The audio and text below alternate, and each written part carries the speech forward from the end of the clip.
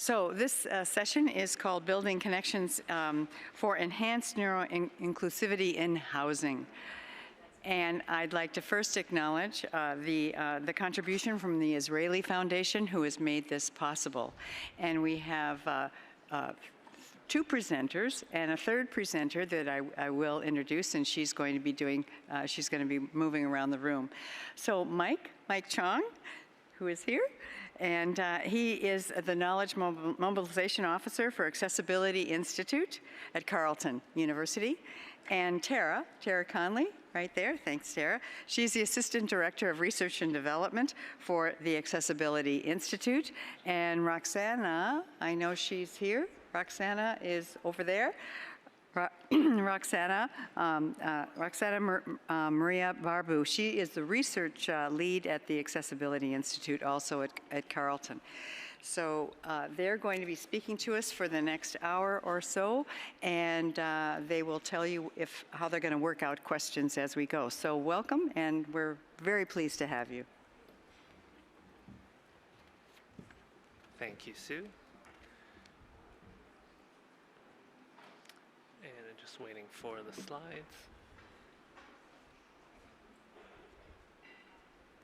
Oh, back. Great. So good morning, everyone. My name is Mike Chong, and I am joined today with my colleagues, Roxana and Tara, as well as Margaret, moving around in the room for the session. I use pronouns he, him. I am in my 30s. I am Chinese Canadian. I have short black hair and I wear black rimmed glasses. Today I'm wearing a blue dress shirt and darker blue pants. So we are from the Accessibility Institute at Carleton University. We acknowledge that our work takes place on the unceded and unsurrendered territory of the Algonquin Anishinaabe people. We note that words of acknowledgement are only a start, and that it is through our actions that we can support a society inclusive of all.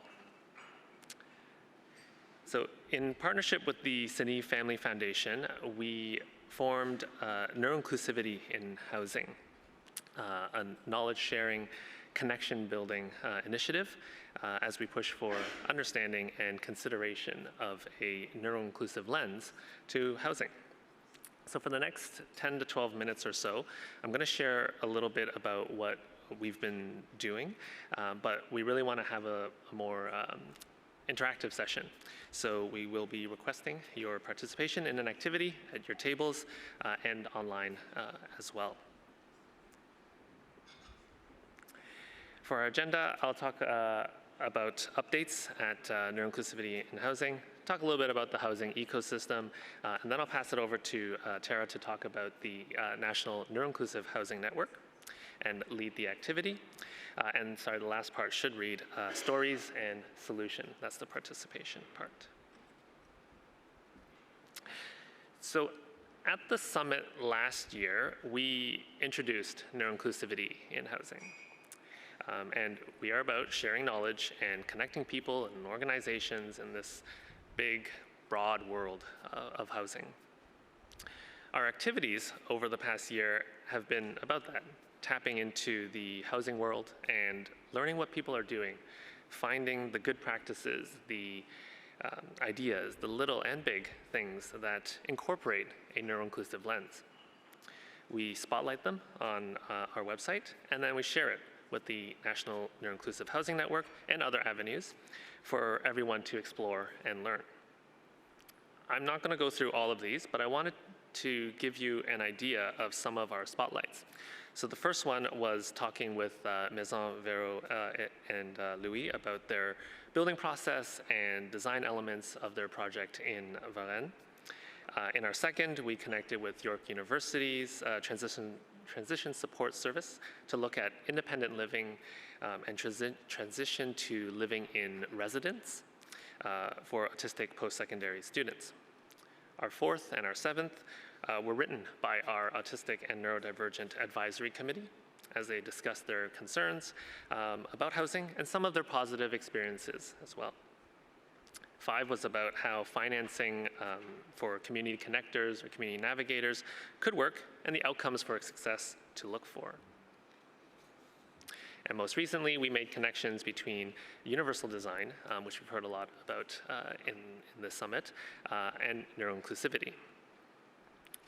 In these spotlights, we bring a neuroinclusive lens to the issue, and we find more resources, more tools, Canadian and international, that people can explore and use.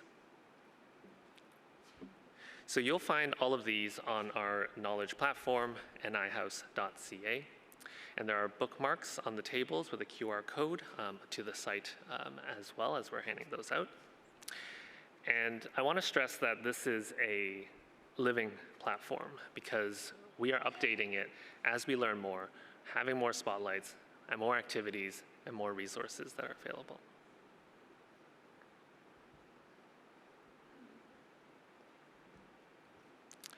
What else have we been doing? We're connecting to people and organizations in the housing ecosystem. And I realize I've said the term housing ecosystem quite a few times. And what I mean is because housing needs to incorporate a broad range of roles and stakeholders. We have autistic and neurodivergent individuals, housing providers, roommates, builders, service organizations, cities, governments, and many, many more.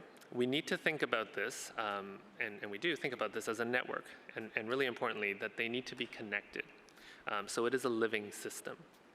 And that's what I'm referring to when I say the housing ecosystem. So we connected with many people, and here's a very short list.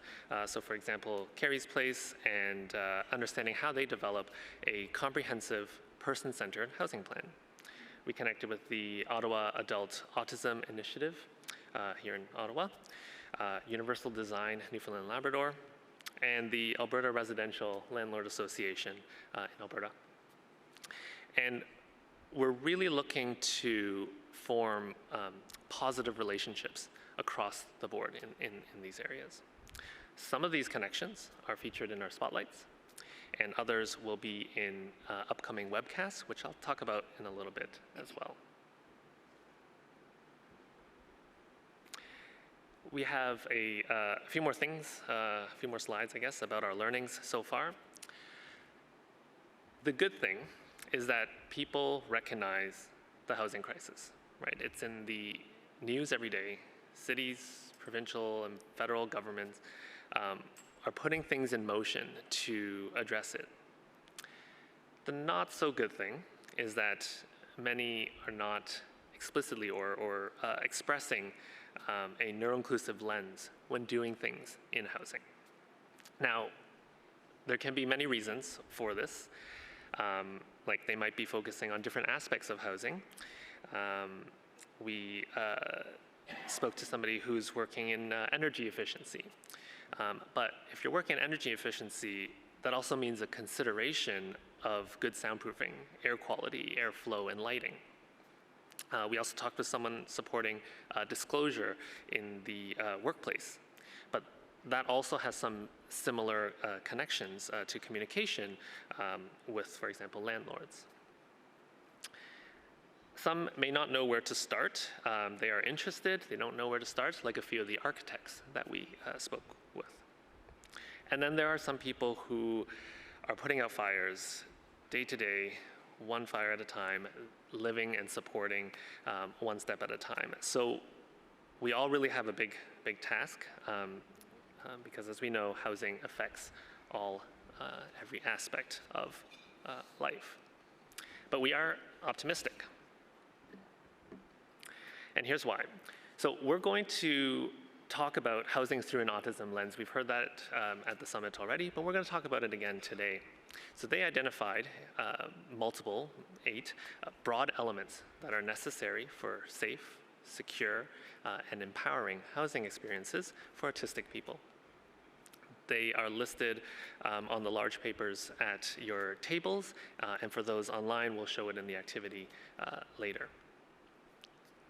We found that many people are working together or independently to address these elements. some just don't realize that they are connected to housing, and they are actually moving this forward from a neuroinclusive lens. Just in the 2 days here, I've learned so much that's happening and how so much fits in these elements. So for example, transportation training was talked about yesterday, and the implementation of that for transit operators. That's connected to housing. So when we're trying to get all this good work and practices out across Canada, we find that we really need to say it multiple times, and we have to say it in multiple ways.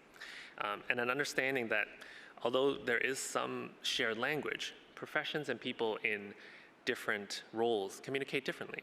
And so going back to the idea of this living platform, we really need that constant momentum, that repetition. So our role is to help people make those connections to neuroinclusive housing and facilitate that further action.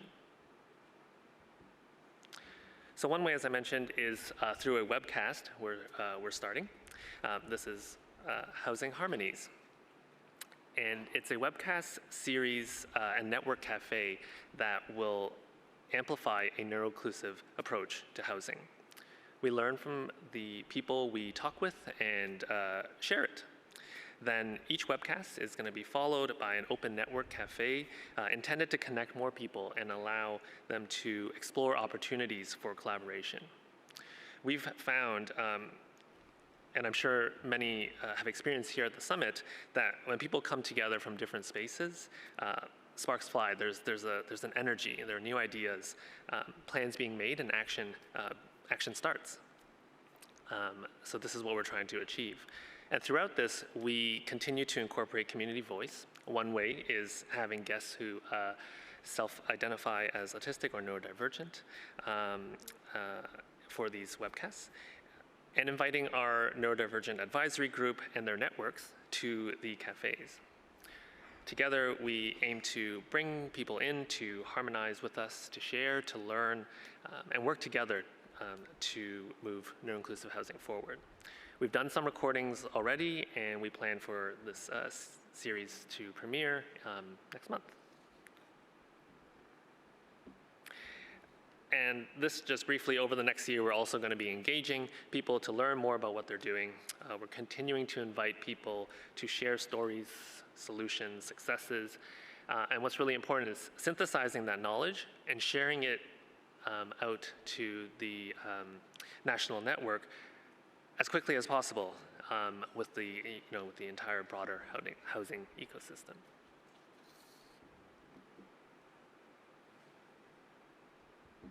Okay. I talked a lot. I actually talked a lot in the past 2 days, so my voice is almost gone. My last 2 slides before I pass it over to Tara is about the housing ecosystem. So, as I mentioned, we recognize that the housing ecosystem is complex. Many people, organizations, governments, everybody needs to work together. Different roles, stakeholders. What we did is we created a map of the various roles with the intention of connecting people and helping them think about how their work or role supports and can adopt a neuroinclusive lens to housing.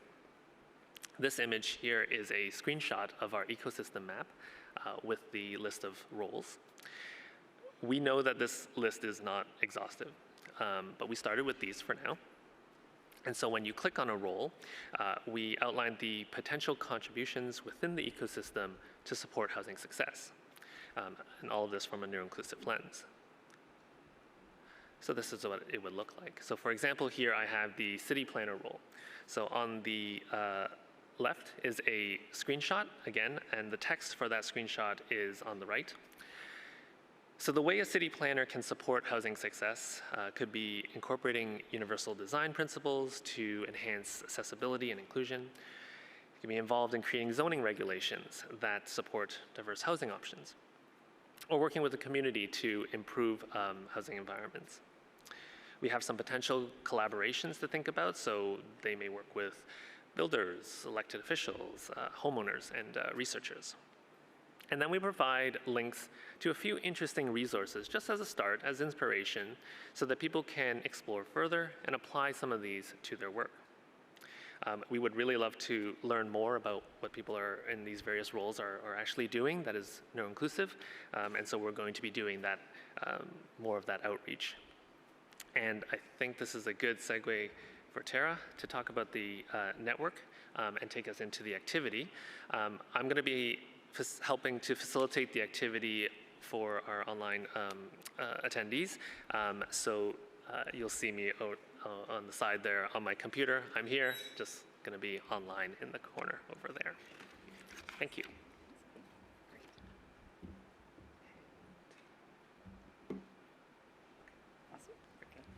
Great.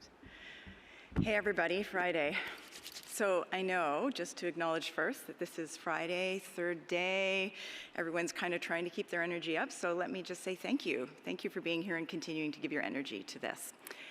My name's Tara Conley. I'm the Assistant Director of Research and Development at the Accessibility Institute. Just to give you a little brief on the Accessibility Institute at Carleton, we get to have fun doing pan-Canadian projects related to accessibility, all things accessibility, so it's pretty cool. This is just one of our many projects, and we feel really happy to be in collaboration with CNIV on this one, because as we all know, housing is a huge, huge issue. I, for years, have been saying, actually, and I'm sure you have all been thinking about it too, if you've been involved with community at all, I think this is gonna date me, but if I could have Xeroxed myself, I would have been on Parliament Hill yelling, housing, housing, housing, you fools, right? Because we know how much housing matters to us as individuals, and so therefore to community as well. So just to give you a little bit more about me, my pronouns are she and her. Apparently I'm a mid-aged plus cisgen woman. In my spirit, I don't feel that, but my brain's telling me that is the truth. I have shoulder-length hair with some blue streaks in it. I've duded up for you today. For any of you who can benefit by a little bit of a visual of me, I'm in a red blazers today, and I'm smiling big because I love presenting. So just before we go into this part about a network, which I'll have a little surprise for you about, don't get too excited, it's a small surprise, but I like to ground myself first with either a quote or a comment or a thought, and so I want to draw on a thought from, at the Accessibility Institute, every one of our projects, we certainly feel that it's integral to our projects to have lived experience and living experience, and we also like to have advisory pieces to our projects as well. So this is from a member of our neurodivergent advisory group, which Margaret is helping us lead within our project. So I'll quote, "My home is the only place in the world made for me and designed to work with my authentic self. And any part that isn't, I get to change."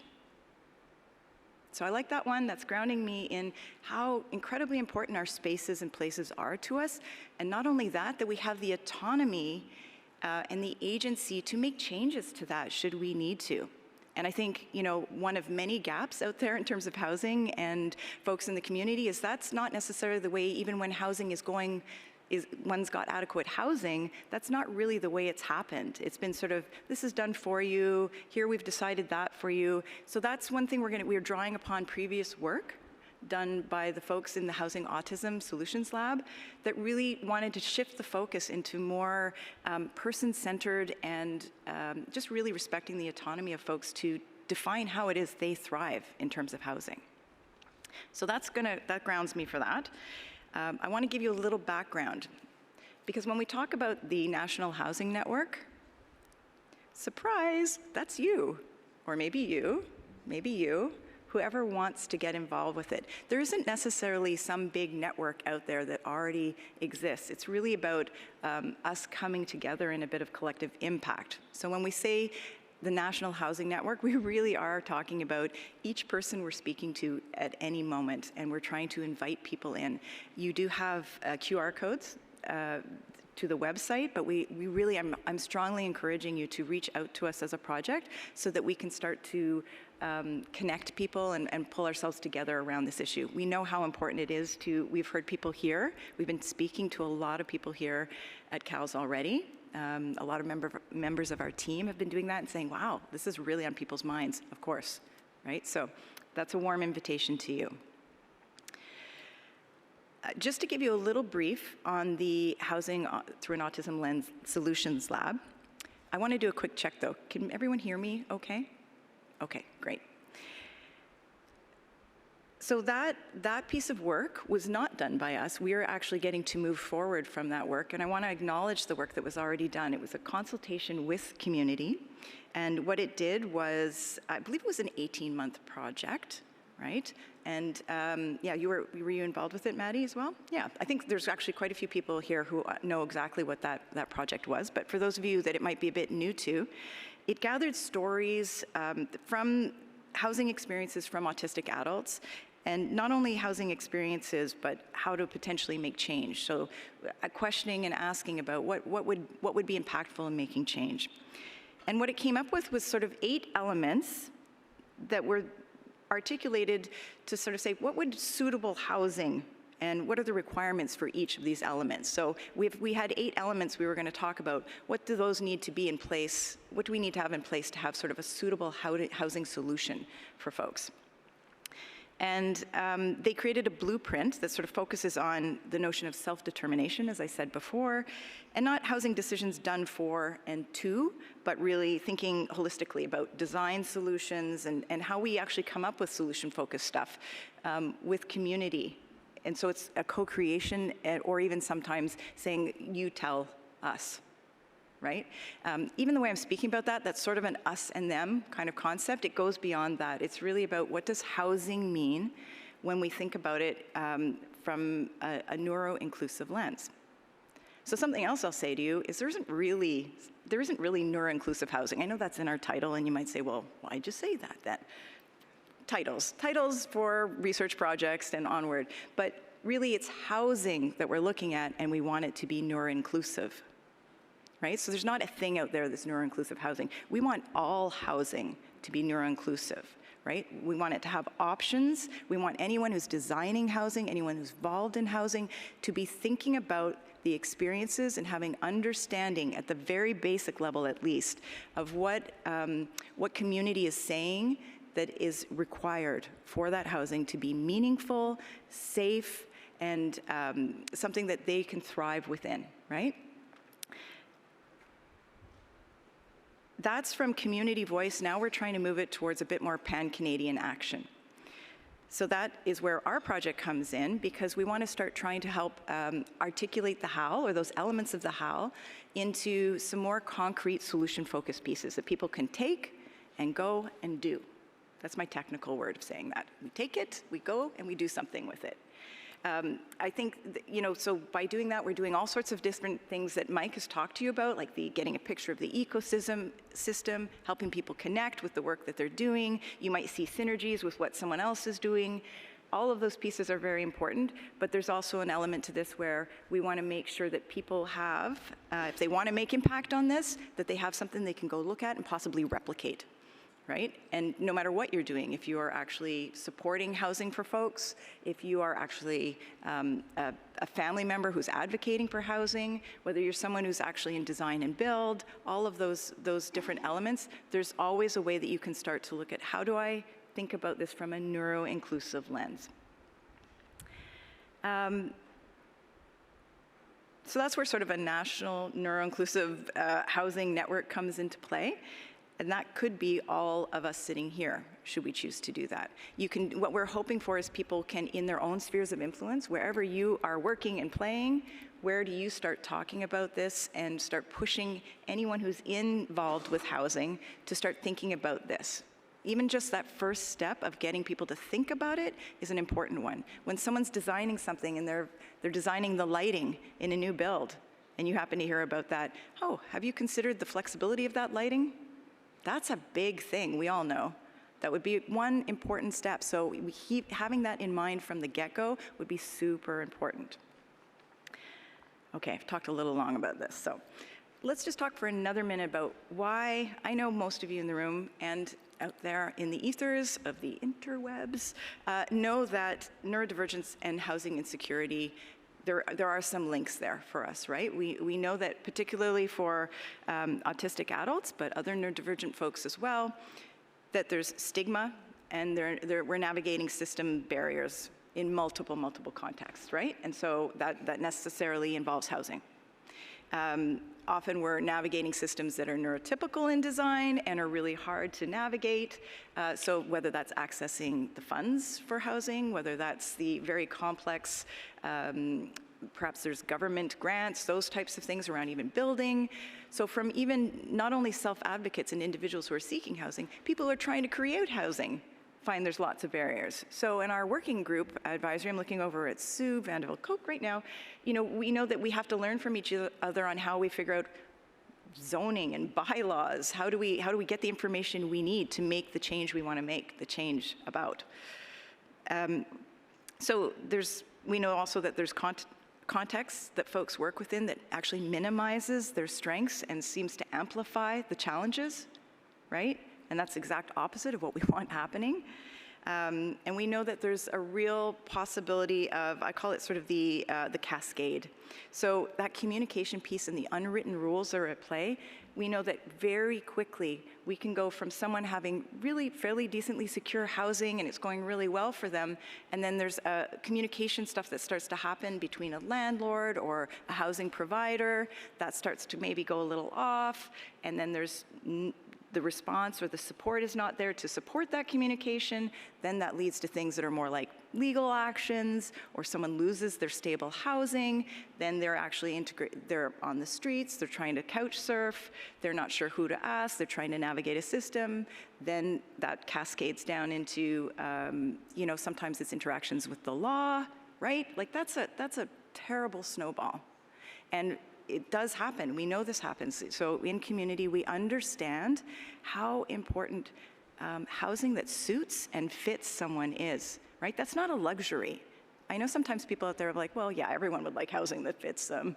This is actually incredibly important because it can lead to a lot of difficult outcomes for people. This is not just a matter of preference. And I think I loved that someone mentioned the HAL document around the double cliff. So we do know that folks, when they're transitioning into adulthood, there's a housing issue there and a time where there's a precariousness for housing into that transition time. And we also know for our seniors. I'm feeling a little regretful that something that I'm in today is at the same time as the seniors piece today, because that is such a huge, huge issue as well. Having the right spaces and places for our senior folks is incredibly important. And just like years ago we saw that nobody seemed to be getting that autism seemed to go past 18 or 21, go figure, our folks age as well too. As a community, we are aging and we need appropriate places for that are going to still take into consideration some very unique needs for neurodivergent individuals. Okay, I know I've talked to you and most of you already know this, but I wanted to ground us before we start the activity work. Please feel free to reach out to us. I know that we do have some, I know that Sneeve puts out I've just lost my word, a newsletter regarding housing, and there's going to be more ways that we can help you connect as well. We do want to generate that sort of feel because we know that housing is on the national agenda as well too, that pan-Canadian agenda. But today we're going to go actually a little bit more very granular. We want to talk and keep things energized about solution-focused pieces that you are all seeing as well. So we do have an activity for you today, but I want to say a few things before we do that. One, it's the third day. We get that. People are tired. So you do you. Meaning, if you need to get up and go get a tea while you're doing this, no problem. We want people to feel engaged and active, but we also want you to take care of yourselves as well. So we're not going to consider that you not being engaged, but we're excited to keep you here till the end. I think the other thing I'd like to say is today we're going to look at what are some of the concrete and solution-focused pieces that you have seen, you've heard about, maybe you've engaged in yourself, or that like maybe it's a family member, any kind of solution that's worked in terms of housing. We have things at your pages at your table, which I'll describe in a minute. What we've taken is the 8 elements that the HAL talked about, And now we'd like you to sort of generate some ideas and concrete examples of that. I do want you to be sort of free with how you're doing this, in the sense that we're not going to say, hey, prove it, where did that happen? We might love to follow up with you, and if you know more about something, please feel free to leave your contact on the sticky, because we would absolutely follow up. We'd like to spotlight things. We'd like to gather it. Roxana, our research lead, is collecting stories and wants to sort of synthesize those, analyze those for things we can learn about what is happening out there as well. So please feel free to do that. But I also want you to think about things that are maybe a little outside the box. So don't restrict yourself to, it was a program based on housing. If there's something you think is a really good strategy or a concrete way that someone had positive impacts in their housing journey, then put it down there, because I think those are very, very valid and important to collect. And if you are not sure what category it will go into, don't worry about that. Make your best. We'd like you to try and fit it into one of the categories on the table, but you know what, if it doesn't fit, you can keep it in other. So let's see, I'm going to go forward just to show you. All right. I think I've covered all that's in this about the sharing. Again, I'll encourage you to go, things that are outside the box are totally okay, even if they weren't even quite within the rules. If you circumvented something creatively, please feel free to put that in as well, because I think those types of things, those creative and innovative ways of navigating a system that isn't set up for something, are actually really great doorways into something that we can then ask for that's in the formalized process. So please feel free to put those in as well.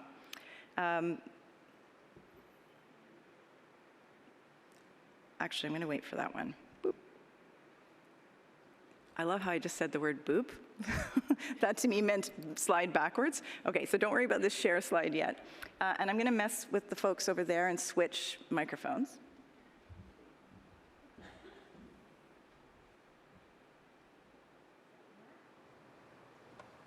Awesome. Okay, great, because now I want to move around.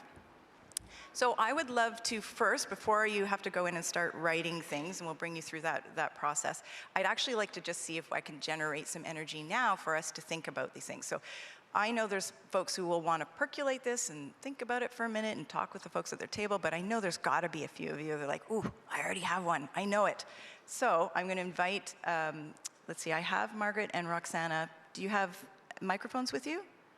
I'm going to ask that anyone who has something to share, we are going to go with the microphone. That's an accessibility piece that's really, really important. Also helps translation.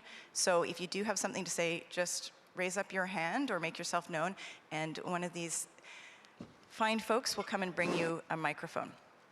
So my first ask is, what have you seen that's been kind of creative in terms of getting housing?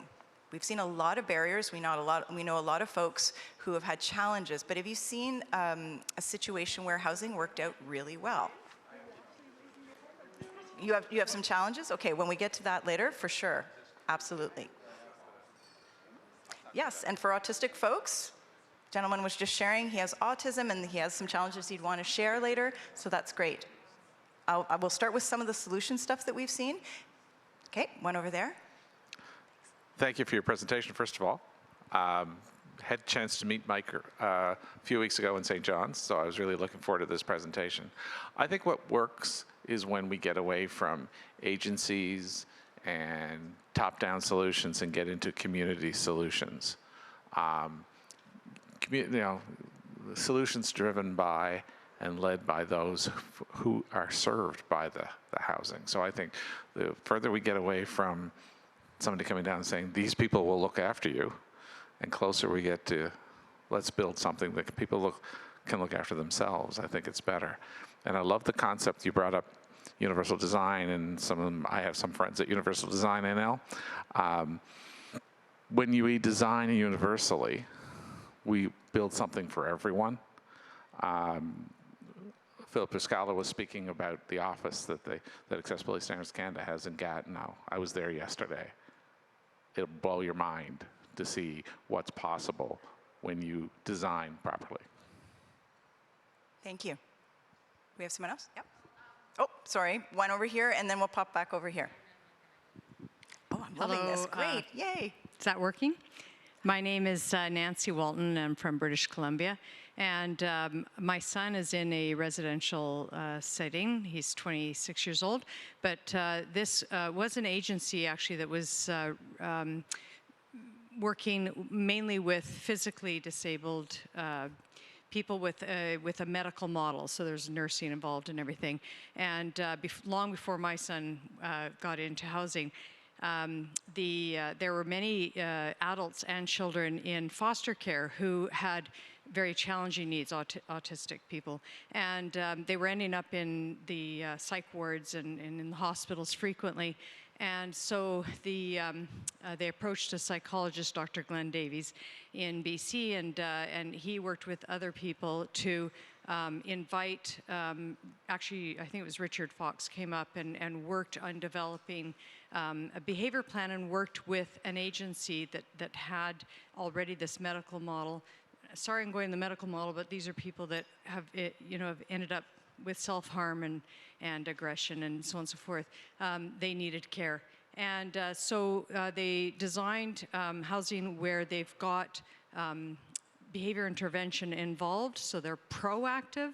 As I was looking for housing for my son, everything was reactive. It was all about what do you do when a behavior's coming up or there's challenges or tantrums, how do you look into what to do? Whereas here it was about reducing them, teaching them skills for self-regulation, and so on and so forth. And so I had to fight quite a bit actually to get my son into such housing because I could not, I was a single mom and it wasn't working at home, and his life is better in this home, but it was something that was built by the community, supported by the government, and it was a success to some point. I mean, there's parts, of course, that need help, but Thank you. Thank you. So one of the things I heard in that too is supported by, so we know that funds and monies towards things are incredibly important when we're looking at housing and flexibility of options. Roxana, yes. Hey. Suzanne Perot, pronouns she, her, Autism BC. I have a question, and I might have missed something in the presentation, so I'm just going to front load with that my question might be redundant based on some information that I missed. However, I know in BC we have our townships, our mayor and councils are called to do accessibility plans for housing and community. Is there any opportunity for this kind of conversation to be injected into those municipal plans so that it's being uplifted at the decision-making table when developers are creating and producing new environments? Great question. I'd say absolutely. We were recently at CMHC conference, and where we saw a few, we attended the presentations where municipalities were talking about how they were trying to be more inclusive, they were trying, so from an accessibility lens. And so what we were trying to do is remind folks that within accessibility, that we want to be talking about neuroinclusivity as well, because sometimes that's one that's missed, just like similarly when we see EDI, often the accessibility piece is missed. So yes, I think there's lots of opportunities, and there are municipalities that are wanting that kind of information and training. So I think that's a real opportunity for folks in this field who know a lot that they want to actually share with those municipalities. So in that sharing experience, perhaps there's an opportunity for alignment with each province to be communicating into the municipality governments where a partnership can occur with some of the societies here that are representing, to be able to be a conduit going in as a voice at that political level. Having packages, I don't know if you guys have that, but certainly I know in my township, I'm more than happy to advocate up for that, because I think these are important conversations that we're privileged to hold space and advocate for. And when we have that conversation in package form, then it gives us that viable advocacy piece moving forward to create it as part of that development plan. Absolutely, and I think whenever we're trying to elevate up an issue, that notion of provincial and territorial conversations, which we know can be very tricky at times, but they have happened, they have occurred before, and we can make them happen again around this kind of issue, and it's injecting I think again, the neuroinclusivity part is really, really important. And then when it wouldn't be just us as the project, it would be, I'm gonna suggest us as folks who start to get involved with this issue, and that's why we're trying really hard to connect people to understand who else is doing this work as part of our project, one component of. I know there's a few. I realize we're talking high level. I promise you I am actually going to bring you, well, maybe force the conversation a little later into the real concrete solutions, but it's totally okay. Whatever's coming up for you right now, let's riff on that. Over here, yep. My name's Mike Walker. Can folks hear me? Wicked. My name's Mike Walker. Tara and I think we know each other. We do indeed. And so I am a person with spastic cerebral palsy. I am neurodivergent, but not autistic, so I don't want to take up room that I don't deserve in this conversation. But it occurred to me when you folks were talking that I got really lucky when I moved here last year because I can't really lift heavy objects and I don't know where things are in three-dimensional space very well. My older brother and his wife had to go to the apartment that I'm currently living in to vet it for me because I wasn't actually living in Ottawa at the time, and they told me that the finishes were old, but it was going to be kind of workable for me if I could get the proper washing machine. It took me 6 months to get the washing machine out of constant ceaseless self-advocacy, but I got there. And I'm very, very lucky that my family can support me, so that's probably something we need to consider, is having communal, like direct support, like the way that people have been talking about.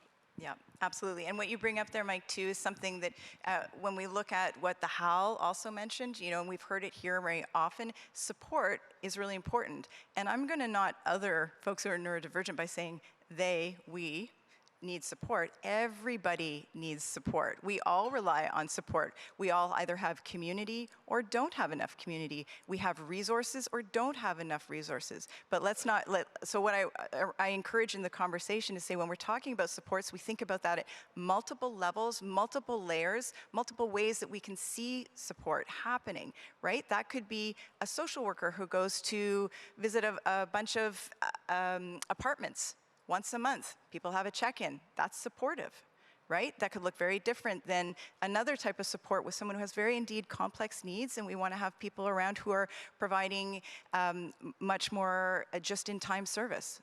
So supports look very different. I think what we know from community is those have to be flexible and individualized, and we have to find a way to infuse that into our notions of what we're thinking about when we talk about housing, so that folks really can thrive wherever they choose and need to be. Is there someone else? Yeah. Oh, sorry. Right behind you. Hi, Michael. Thank you, Michael Gotthard, Accessibility Commissioner. So when Tara was talking about barriers that may lead to a cycle that may lead to homelessness, it sort of resonated for me well, given my current role, but also previous roles as adjudicator in human rights and residential tenancies. So when we talk about accessibility, I think it's incumbent on, so as a lawyer, I'll talk about the justice system, and it's incumbent on the justice system, certainly things like the landlord and tenant board or residential tenancy boards, to understand the needs of people who are neurodivergent and not certainly understand the human rights discrimination barriers that may exist, as Tara was talking about, in terms of landlords and housing, but also where individuals need to access the legal system. You know, in Ontario, people may have heard that the Landlord and Tenant Board has gone to full digital online, except in specific circumstances. So it may be that certain people with disabilities just can't engage, you know, and exercise their rights to prevent an eviction in a 3-minute online hearing. It may not work.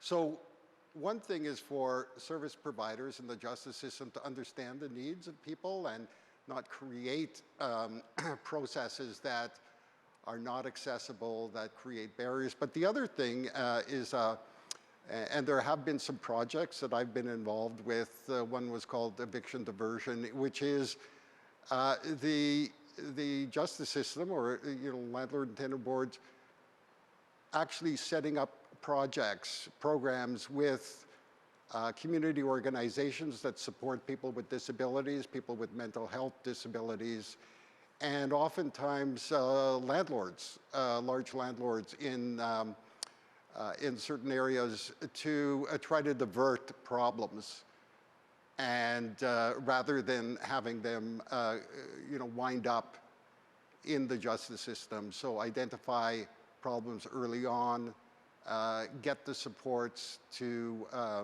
the landlords can speak to the service providers, and the tenant, and the landlord and tenant board work to mediate and resolve those problems before it descends into, somebody's getting evicted. Thank you. Thank you, Michael. Yeah.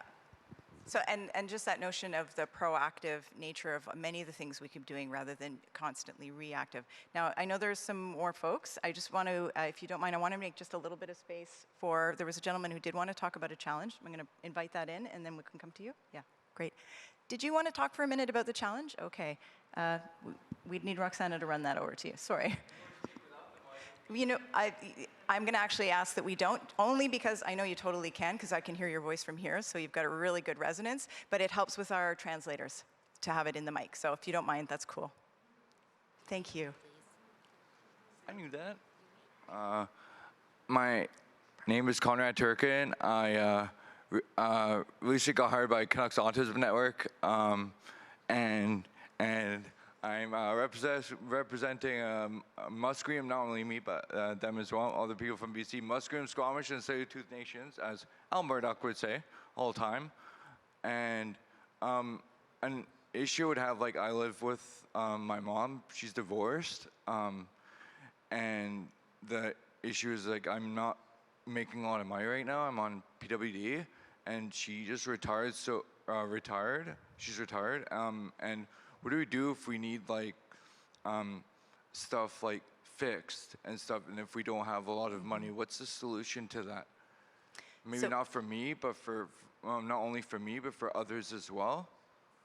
That's a really great question. And one thing I like about the challenge that you're bringing up is you're reminding me to say, we can't talk about housing unless we talk about family systems, right? Whether that's your biological family or your chosen family, but all individuals who are finding housing have families as well too. And I can tell you that there's certainly some parents and family members who they're living with it all the time about, where is the housing for my person, my family member, where is that going to be later when I'm not around to think about that?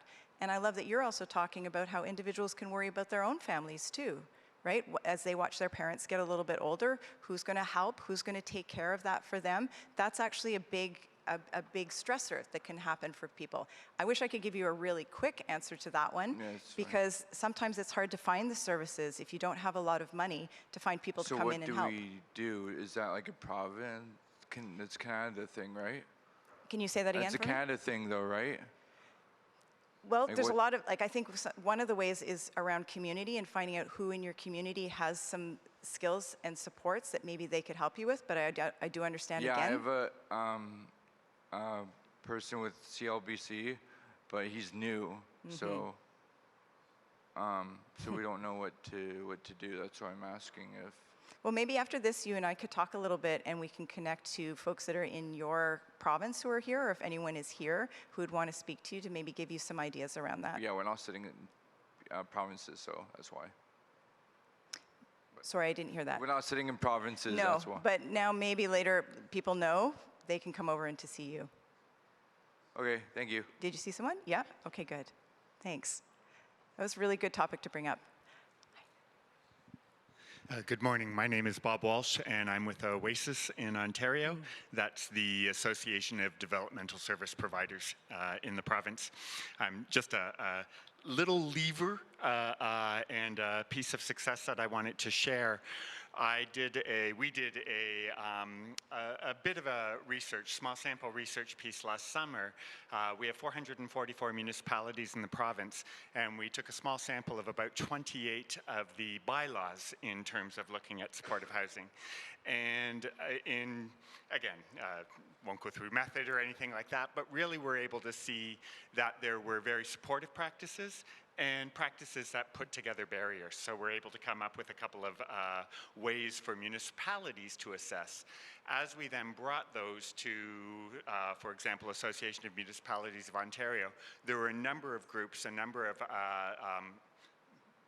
employees from those municipalities that were quite surprised that their form of bylaw, the way they had structured stuff, actually put up barriers for people. So again, kind of looking at a very small part of it and specific lever, but I wanted to share that. And apologies if my back was to anybody. No, that's fine. Yeah, great. Okay, so I do know I don't want to cut off conversation, but I would like us to kind of focus a little bit on an activity, which means you're now going to have conversation with folks at your table. I also need someone to help me figure out time of day. How much time do we have for this part of the activity? We have about 30 minutes. Thank you. You knew what I was needing. Thank you. Okay, perfect. So what I'm going to ask is that now you focus in on the table you're at. You'll see let me see if I can grab one.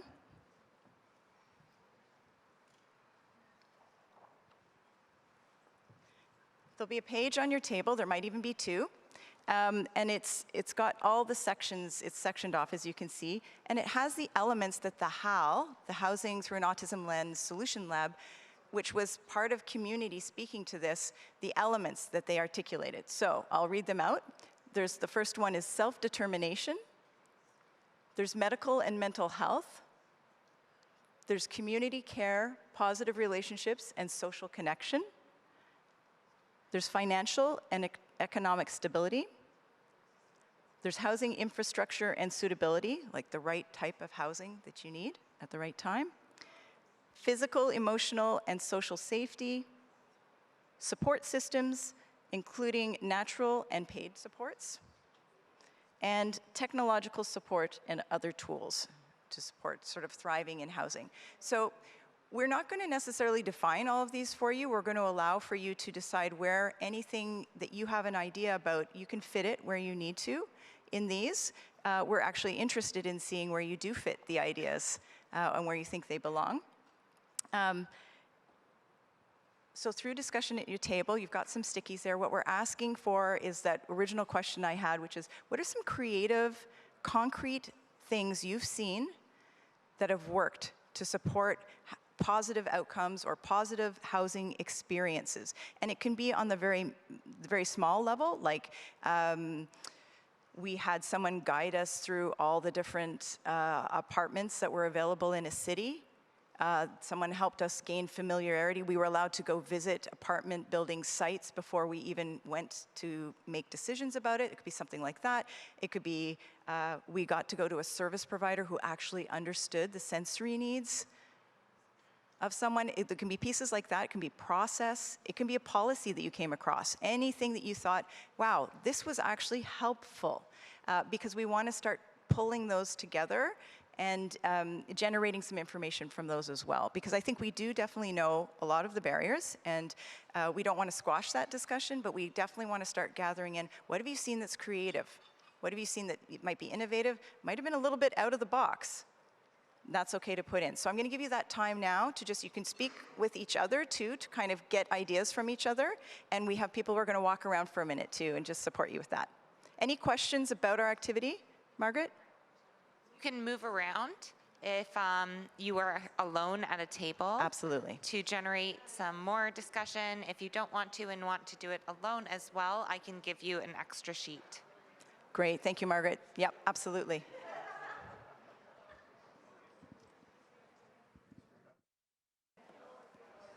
Okay. All right, so I'm loving that I'm hearing all this discussion. This is awesome. So raise your hand up if you heard a strategy that you hadn't actually considered before at your table. It's okay if you didn't, but did anyone hear a strategy that they hadn't actually considered or heard before? No? So we're talking about things that we all kind of went over there? Great. Do you want to share it with us? No? Okay. So that's okay, because what I was looking for is, are people hearing anything new? Oh, hang on, I'm going to get you Mike. Margaret, can I have Mike over here for a sec? Okay, and then Yep, cool.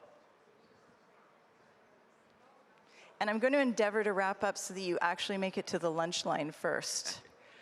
Okay. Yes? One of the things that I've been... Oh, I'm going to hold you for 1 sec. I'm just going to make sure everyone can hear you. I'm using my, I used to teach. I'm like, oh, can everyone hear who's speaking?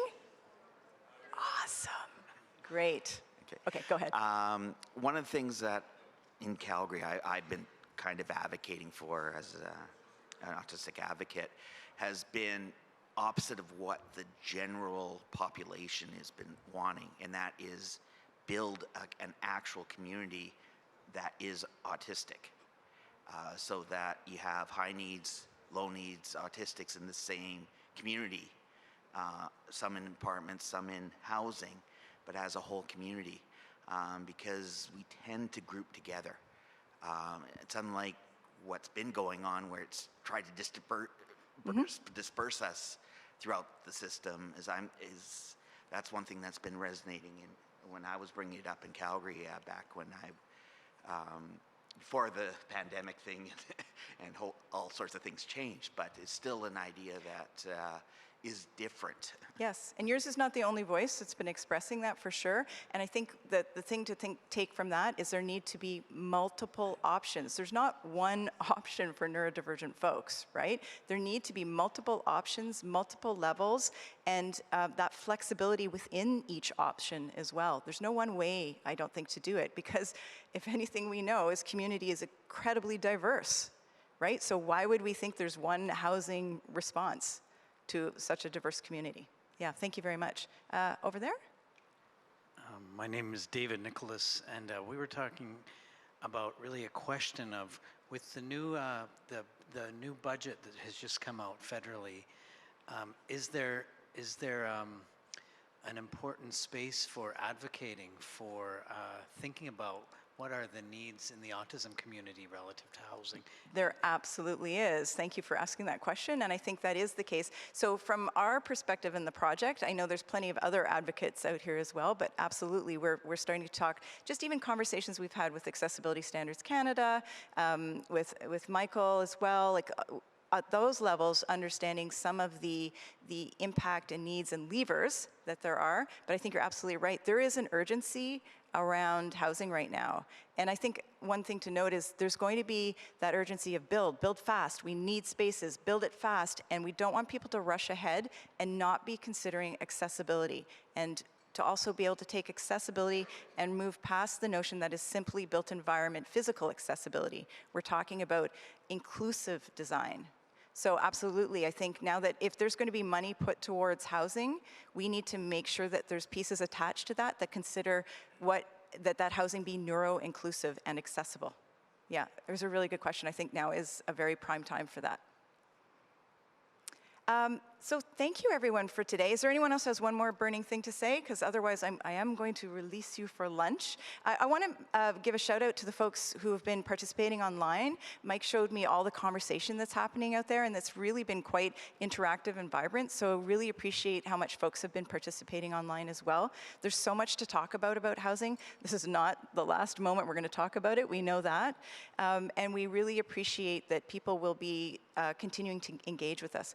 I see Margaret's hand over there. Yeah, I'm gonna ask that you put your final thoughts on the piece of paper, and we're gonna collect them. We are absolutely going to go around and collect them. So don't take them home as souvenirs. They are ours. But we are going to synthesize that information and be able to provide it back out to you. That will be available certainly on the website and potentially in other ways where we can outreach to you if you happen to be on, say, the newsletter. Tara, we have one last final thought from One the final audience, if that's comment? okay. I know I should have said this earlier, but also I'd like to thank for Autism Alliance of Canada covering for me and for some of us to be able to come here and to share our thoughts and expertise that we know, and also issues and problems that maybe many of us are like scared to say or are really shy. But that's I want to thank them and thank for like Ottawa, the city, all the MLAs and MPs for also coming and helping us, because we got to think about that. We're like one big family coming together virtually as well, and so thank you very, very much. Very, very well said.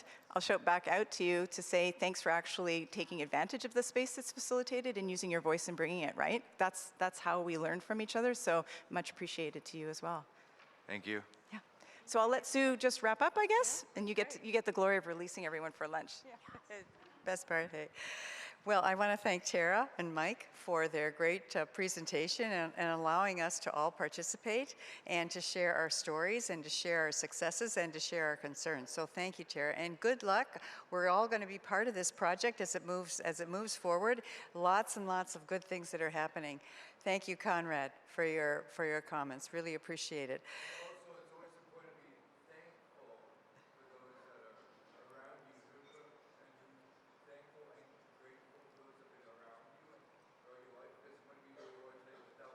Absolutely. Thank you. Oh, he wants to make that. He wants to make sure that everybody knows that that people are thankful for getting the help that they need and the support that they need. Yes. In terms of what happens next, yes, it is lunch right now, and we, for the session that begins at 2:30 this afternoon, again, we're in two different rooms. There will be one session looking at aging, and there will be we have another session looking at post-secondary education. So we hope that, hope everybody's gonna stick around, and then Jonathan is going to summarize everything that we've been doing for the past 3 days. So thanks, everybody.